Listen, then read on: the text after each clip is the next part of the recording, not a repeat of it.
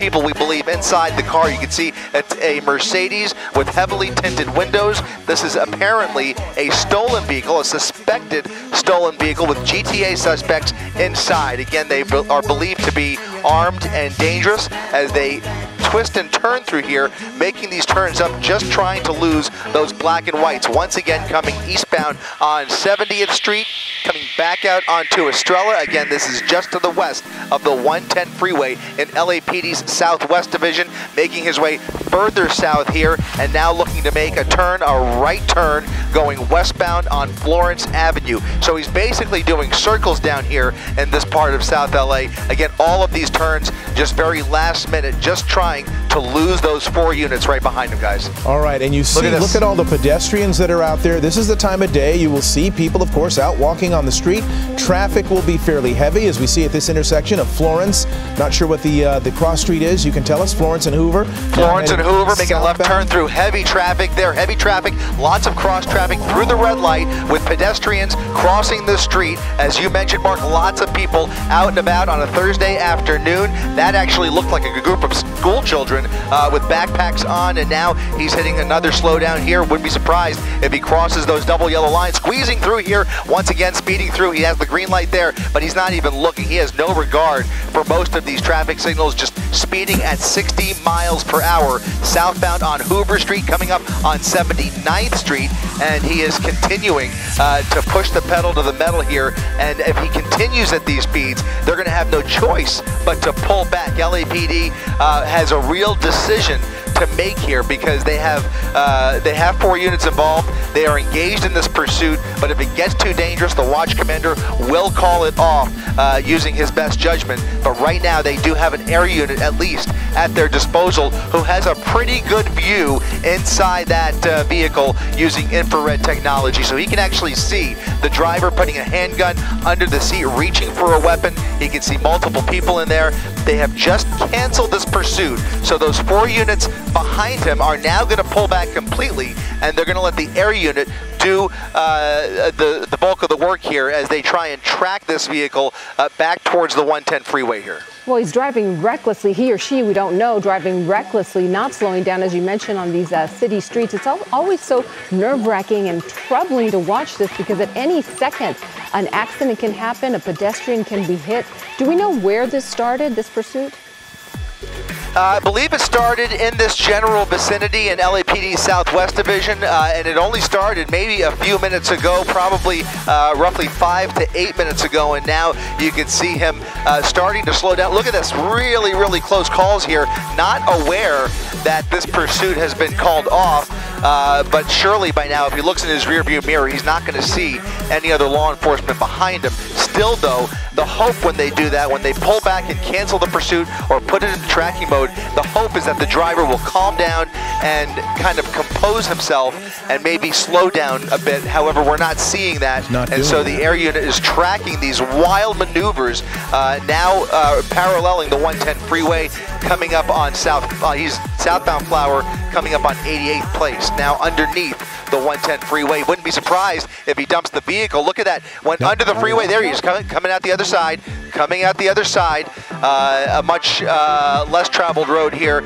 adjacent to the 110 freeway. We're now on the eastbound, on the east side of the 110 freeway. I wonder if he's looking for an opportunity to get onto an entrance ramp. If he is, there is one about a half mile in front of him here, but before that, it's really just surface streets. Or maybe to ditch the car, as you mentioned earlier.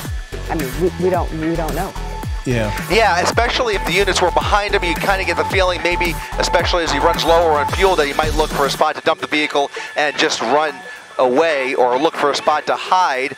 He might be less inclined to do that, thinking he's got a little less pressure on his tail now, but maybe he's aware of the helicopters, maybe not. Either way, it has not really improved his driving. He's still driving aimlessly and recklessly through the streets of South LA, southbound on Broadway now, coming up on 95th Street, a relatively high rate of speed, although a little bit slower than he was a little bit earlier. So maybe it's having the desired effect of slowing him down slightly as he cruises at about 40 miles per hour now down Colden Avenue. And a warning to people in this area who live here, who might be watching our broadcast, please go inside, stay inside, lock your doors, because not only is he driving erratically, which presents a risk to people who are on the sidewalk or walking, if he does do a foot bail, he might be heading into your door. So you've got to really keep an eye on this and keep your doors and windows locked right now. Get inside, bring your kids inside. This is very dangerous. This person is believed to be armed, as we have been reporting, and has stolen this vehicle and is now trying to get away from police and driving erratically, even though police have backed off. Chris? Right, and that erratic driving is what has prompted the police not only to back off on the ground, but believe it or not, the watch commander has given the order to call off the air unit as well. So they have decided that they are going to let this one go for all intents and purposes and call off the pursuit completely. They pulled off on the ground. You thought for sure that they would keep the air unit overhead. Look at this, going ahead and oncoming lanes of traffic, going around that traffic through a red light, north and now southbound on San Pedro Street. This is, again, despite the fact that there is nobody behind him, and now that LAPD air unit has been called off. You see him slowing down a little bit, but their driving is still reckless. But for all intents and purposes, this pursuit appears to be over, at least for the time being. And that might be a very wise move, considering the time of day, the number of cars on the road, the number of people who could be walking, kids maybe walking home from school, perhaps, or other activities. So again, it might be the smartest thing to do, the safest thing to do. And they likely will know where to find this car. Maybe it has a low jack. That's, you know, a possibility. That's a good possibility. That might very well be playing into their decision making here, because while I'm not surprised that they're pulling off based on the charges, I am surprised knowing that there's a gun in that vehicle and that he is armed.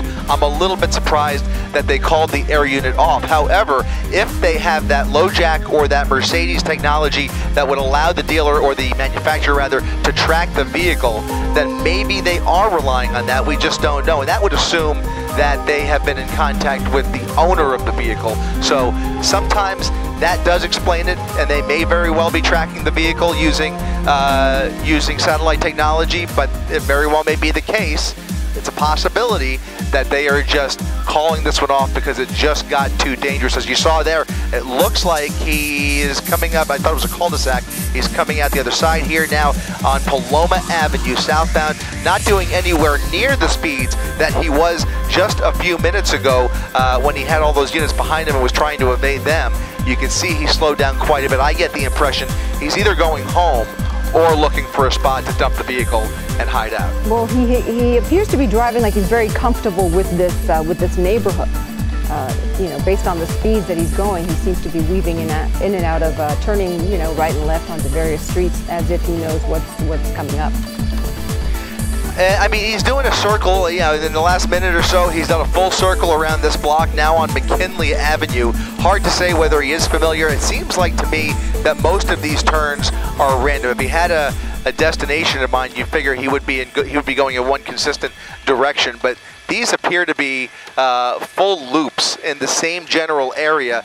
Indicates he is comfortable, as you mentioned, but I don't know that he has any destination in mind, or if it's really just more of a joyride at this point, looking for a spot to dump the vehicle, as I said, or perhaps he's got other intentions. I don't see anybody in that passenger seat, so they were talking about multiple suspects. If there are other people, they appear to be in the back seat. I just didn't see anybody in the passenger seat through the front windshield there. But that driver now slowing down here, coming up on 98th Street. And is that traffic he's slowing down for, Josh, or is he just looking for a parking spot? No, he's got nobody in front of him here, just coming to a rest here as he probably takes a deep breath and maybe a sigh of relief from what we can gather here. But yeah, it just seems like he's making this up as he goes along still. Just more of a joyride at this point. What we have seen recently, too, is that some pursuit suspects, many of them, in fact, have been in contact with other people who they will try to marshal their forces and help bail them out. We're going to keep an eye on this. We're going to see if this guy ends up, if he's trying to get somebody to help him out and maybe meet him somewhere where he can dump the car and get into another car and get away. We don't know if that's going to happen. It's happened before. But we are going to keep an eye on this. If we need to rejoin it, if it becomes dangerous again, we will get back to it. In the meantime, we will...